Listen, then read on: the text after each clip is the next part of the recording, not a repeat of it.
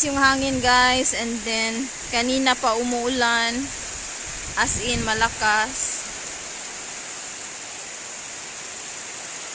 Yung mga manok namin, buti nalagyan na ng ano doon, para may ma-shelteran sila. Malakas talaga yung hangin guys.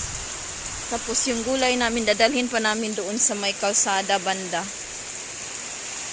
So, basang-basa ngayon sa ulan si Benchong. Rain, rain, go away, come again another day. Oh.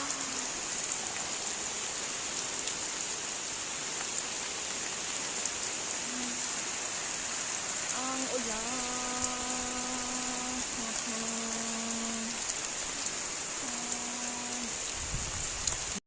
Marami na kaming nakuhang tubig dyan sa ulan guys, oh.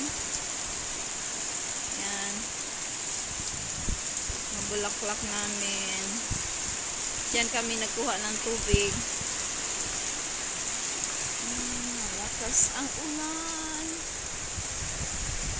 Ang hangin din guys, malakas. Tingnan nyo. Oh no. Ikakusog sa hangin doy, oh. Nag-warning na yung MDRRM.